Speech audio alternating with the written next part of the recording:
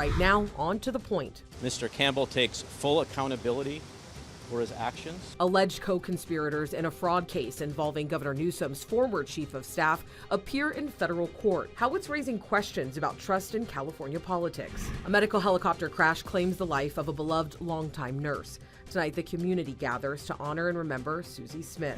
Health fad or miracle treatment? We break down the hype about peptides and what the FDA says you need to know. And on the back roads. Would have put these up and to ward off witches? Plumas County's Barn Quilt Trail, a road trip with a splash of color. Good evening. Thank you so much for joining us on To The Point. I'm Alex Bell.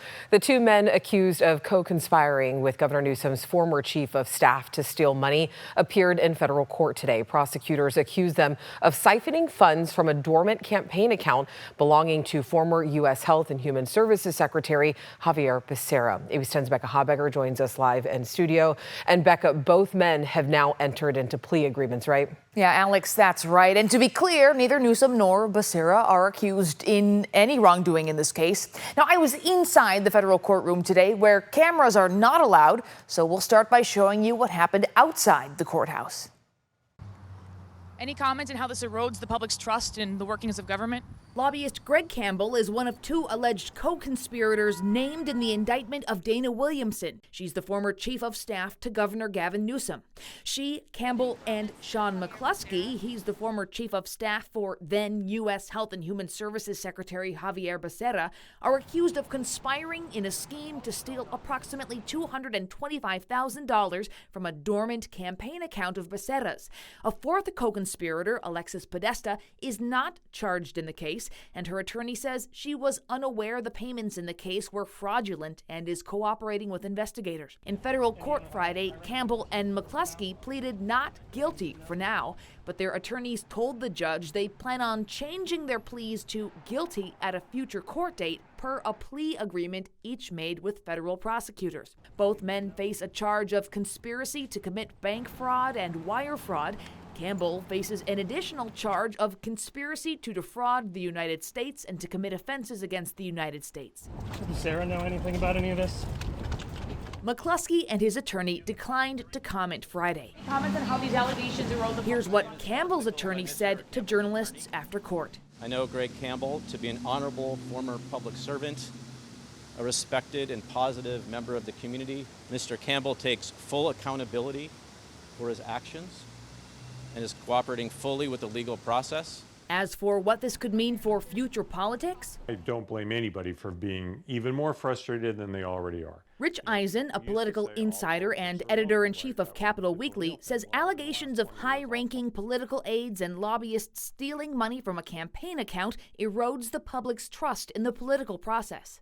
But those are all things that make people go, every time I think I can trust somebody, something like this happens. And I think those are wounds that don't heal easily. McCluskey is due back in court this next Thursday. Campbell on December 4th. They're expected to change their pleas at those hearings from not guilty to guilty. And we'll continue following this, of course. Alex? All right, Becca, thank you for that update. New tonight, a celebration of life following that deadly medical helicopter crash on Highway 50 last month. A Reach medical helicopter crash landed on the highway in Sacramento just moments after leaving UC Davis Medical Center. 3 crew members were on board. Pilot Chad Millward and flight nurse Margaret Davis survived. They were both critically injured and spent days in the hospital.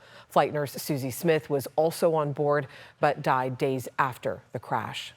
Happening right now, friends, family, and community members are gathering in Reading for a celebration of life for Susie Smith. This is at the Reading Civic Auditorium. People are paying their respects for Smith, who was a nurse for decades and also a pillar in her community. We do have a crew there right now in Reading tonight who talked to some of Susie's friends about how they want people to remember Susie. She was an amazing person that loved people. Her love just expounded every day to every person she came in contact with, whether it was a patient or a family member or just people she met at the hospital. She lived to serve extravagantly to every person that she met. Tonight's service is scheduled to wrap up at 7:30. We will have more on this emotional tribute on Late News tonight at 11. Tonight, President Donald Trump says that he wants the Department of Justice to investigate convicted sex offender Jeffrey Epstein's possible connections to prominent Democrats. His post on social media coming days after the House Oversight Committee released emails from the Epstein estate. ABC's Olivia Rubin has been following these new developments for weeks. Days before an expected vote on Capitol Hill to release the files held by the Department of Justice concerning Jeffrey Epstein, President Trump now directing criminal investigations into Democrats named in the files, despite his own name appearing multiple times. Trump ignoring questions from reporters about the records released this week. Mr. President, can you respond to these Epstein emails that were released today? But on social media today, Trump calling it a hoax, writing that he will ask the Attorney General, the DOJ, and the FBI to investigate, quote, Jeffrey Epstein's involvement and relationship with Bill Clinton, Larry Summers, and Reid Hoffman. Those names and others appearing in Epstein's newly released emails this week, but Trump ignoring his own mentions. In one 2011 email, Epstein writing, I want you to realize that that dog that hasn't barked is Trump. Victim spent hours at my house with him. He has never once been mentioned. Trump has denied any allegations of wrongdoing. These emails prove absolutely nothing other than the fact that President Trump did nothing wrong. And despite this new directive, earlier this year, DOJ and FBI saying their investigation, quote, did not uncover evidence that could predicate an investigation against uncharged third parties. And Attorney General Pam Bondi now says that she will follow the president's directive, saying she has asked the U.S. Attorney of the Southern District of New York to take the lead in this investigation. That office, of course, already prosecuted Ghislaine Maxwell and had indicted Epstein before he died by suicide. Meanwhile, California Congressman Kevin Kiley speaking out today about why he plans to vote yes if the vote comes to the House floor. Everyone generally agrees that the victims deserve answers, the American public deserves answers, and it'd be best to just get total transparency here so that we can all move on. Speaker of the House Mike Johnson said that vote will come next week. All right, still ahead on To the Point. Peptides are touted online as everything from anti-aging miracles to injury cures. What you need to know about the hype and also the possible dangers. Southern California on alert. Heavy rain, flash flooding, and mudslides threaten communities. Governor Newsom taking action ahead of the storm. And we're not done with the rain up here in Northern California either. A little bit of a pause tomorrow, but more weather impact alert days are coming Sunday and Monday. Forecast breakdown after the break. But first, in other headlines tonight. What happened today, it sent shockwaves around the city. Legendary football coach John Beam is dead after being shot on Oakland's Laney College campus yesterday. Tonight, a suspect is under arrest. Investigators are calling this a targeted shooting. Beam is known from Netflix's Last Chance U. There could soon be relief from some flight delays and cancellations. Starting tomorrow, the FAA will decrease the flight reductions from 6% to 3%. This is after seeing improvements in air traffic controller staffing. The reduction is expected to stay in place while throughout the weekend. The 40 impacted airports remain the same, including Oakland and San Francisco International. And ABC programming is back on YouTube TV. The Walt Disney Company today announced a multi-year distribution agreement with the streaming service. As part of the new deal, Disney's full suite of networks and stations have already begun to be restored to YouTube TV subscribers. People living in Southern California are bracing for heavy rain, possible flash flooding, and mudslides. Rainfall totals through tomorrow evening are expected to be 3 to 6 inches. Some could see even more than that. Governor Gavin Newsom pre-deployed emergency response crews today as evacuation warnings remain in place for LA burn scar areas. Let's go ahead and bring in meteorologist Brendan Minchef, who is tracking all of the rain throughout the state for us this evening. Yeah, then Southern California is really getting the bulk of that rainfall today, and that will continue into tomorrow before this same system is going to come scoot back north and give us some more showers. So here's what the radar looks like down through SoCal, obviously Los Angeles, all the way down the coast. A little bit of a lull in San Diego right now, but more rain is on the way. And again, this is all part of that same system that we just had yesterday and that we'll have again over the weekend. The only thing we've got on radar right now is a little shower moving through the southern Sierra, about to approach US 50, but this is predominantly rain, not much snow to be had with that particular system. So this is that that low pressure riding down the coast through about tomorrow before it starts to lift back to the north before exiting our region. So that's going to bring us another round of showers, especially Saturday night into Sunday morning. And then you see the next system off the coast. That's going to push in Sunday night into Monday morning and bring us more heavy rain. This is also going to be a colder storm, so we're going to see some lower snow levels with that. We'll look at Futurecast in a second. Right now, 61 in Sacramento, 59 in Stockton, 57 Modesto, 52 in Placerville, 37 in Truckee, and 39 in South Lake Tahoe. We do have high school football playoffs tonight. If you're headed out there, make sure you bring a light jacket with you. It's going to be in those 50s for much of the game. So as long as you got something with you that you can kind of put on, maybe a sweater or a jacket, you'll be just fine out there. Thankfully, no rain for football tonight. As we look at Saturday morning, it'll be mild in those low 50s. The average low is 43, though, so warmer than normal. And a few clouds, maybe a few showers for some, but generally mostly dry to start Saturday morning. Saturday afternoon, especially down through the Mother Lode and in the lower valley, we'll be looking at some shower chances. But for the rest of us, mostly cloudy skies in those middle 60s, pretty close to seasonal averages. All right, here's Futurecast. Saturday morning, just clouds, but then we're going to start to see some showers pushing through Tahoe by mid to late morning on Saturday through Saturday afternoon. Best shower chances really going to be south of about Stockton on Saturday. But then Saturday late evening, this is now 9 o'clock tomorrow night, and this will continue into the overnight. You see lots of rain across the valley while most of us are sleeping, and some snow across the high passes. So we're going to see a few inches of snow across 50 and 80. Rain while we're asleep Saturday night into Sunday morning, but that is going to linger in the valley after sunrise. And then we're going to keep some scattered moderately heavy showers through Sunday, but then you see the next system coming in, and this is going to be a heavy band of rain that comes in overnight Sunday into Monday. So Saturday rainfall totals not much, but definitely we're going to see about another inch of rain,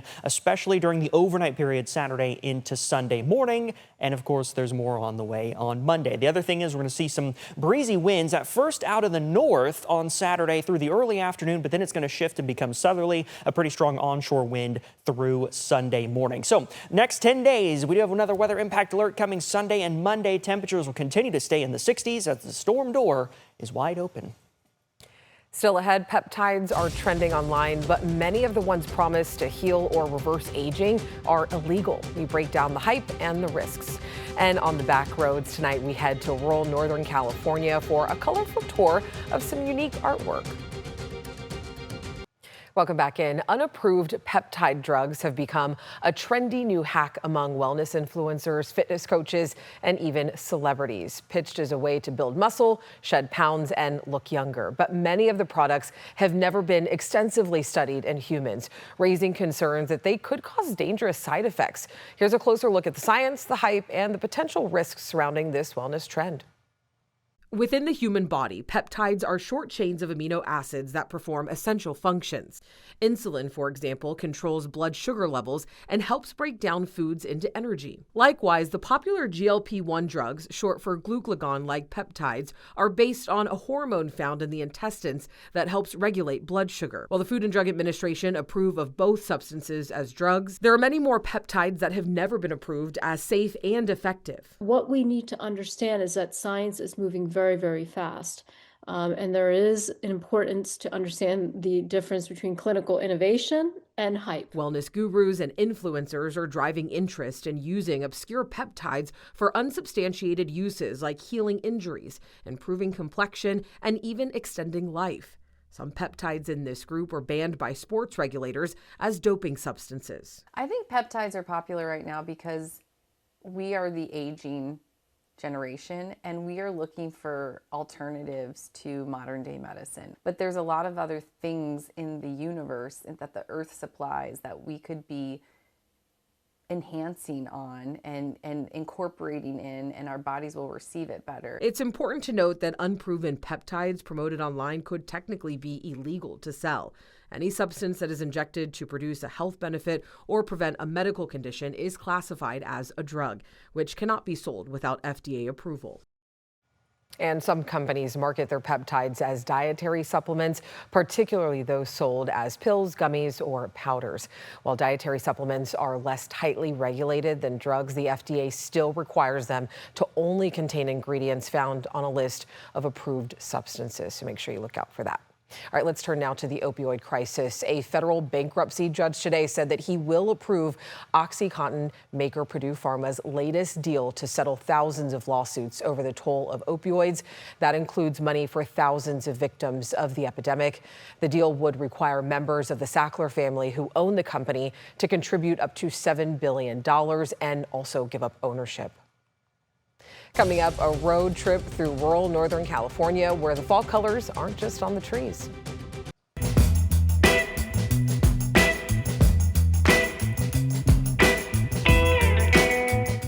It's Friday, so you already know it's time to hit the back roads. And tonight, John Bartel takes us on a road trip through Plumas County to see the fall colors on a barn quilt trail.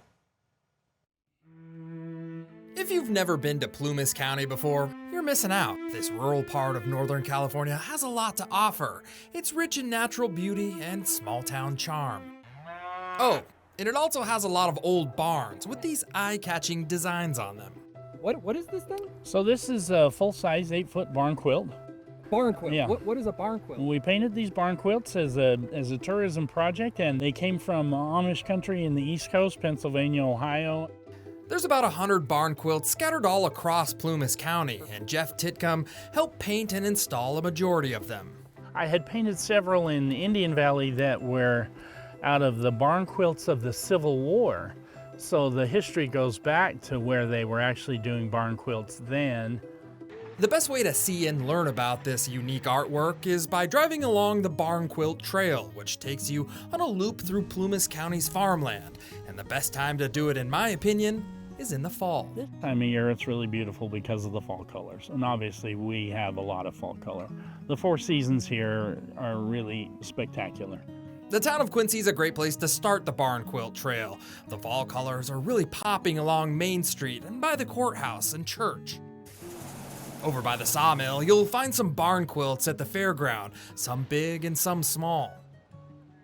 Barn quilts date back to the 1700s when European immigrants painted designs on barns to serve as road markers or family symbols, but Jeff says some barn quilts were created for superstitious reasons. Germany, Austria, different places, they would have put these up and to ward off witches from the barns, and then it also gave them something pretty to look at in the winter. Just down the road towards the east end of Genesee Valley is a historic barn, which is also part of the Feather River Land Trust, a great place for photos and maybe a picnic. Feather River Land Trust has preserved this property forever to not be developed. Will be used as ranch lands, 900 acres of land here. The Barn Quilt Tour takes you through many small towns, and one worth stopping at is Taylorsville in Indian Valley, where you'll pass several barn quilts before reaching Young's Market, which has 2 claims to fame.